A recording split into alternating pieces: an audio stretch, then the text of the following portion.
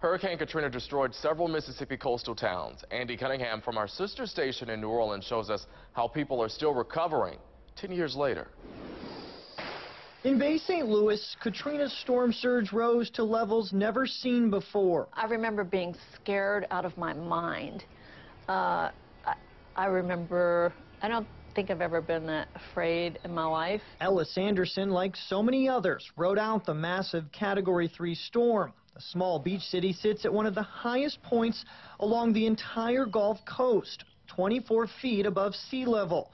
But Katrina defied history with a surge close to 30 feet. It's just rise, rise, rise. That was when I understood this was not an event from rain. It was the surge. It was the Gulf of Mexico coming in to this area, which was in this part of town was just unheard of. I mean, and as far as history went, it had never happened before.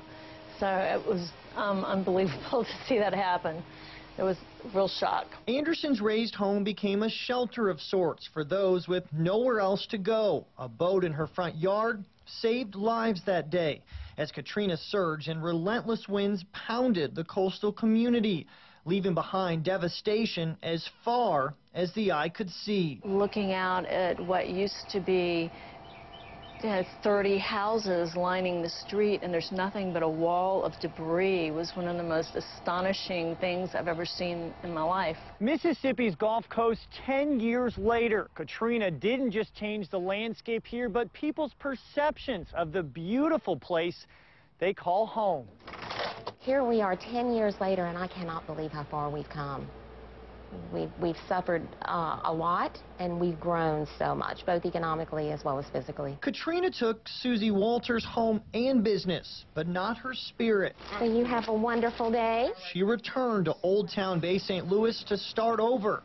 A decade later, a slab of concrete is the only thing left from where her original store once stood. This shoe, the only thing she ever recovered. In many ways, it seems like it was just yesterday, and I know that seems cliche. A lot of people are going to say that, but even 10 years later, it's probably one of the first things I think about in the morning, and one of the last things I think about before I lay my head on the pillow at night is the storm and how it changed me. Walter's love for this community keeps her moving forward. It's also what drives Anderson, who writes about her experiences in a new book. Many of the stories reflect on how the storm also brought out the best in people. Why I started writing and blogging was to document some of the most astonishing acts of goodness and kindness under extreme duress and hardship that I never witnessed, I never would have believed would be possible. Progress continues to be made here. The New Bay Bridge, a symbol of strength in this picturesque place, glowing with renewed spirit. No storm could ever destroy. Reporting on your side along the Mississippi Gulf Coast, Andy Cunningham, WDSU News. Hurricane Katrina's 10-year anniversary is this week. We have an hour-long special for you right here on 16 WAPT. Hurricane Katrina 10 years later will air this Sunday at 6 p.m.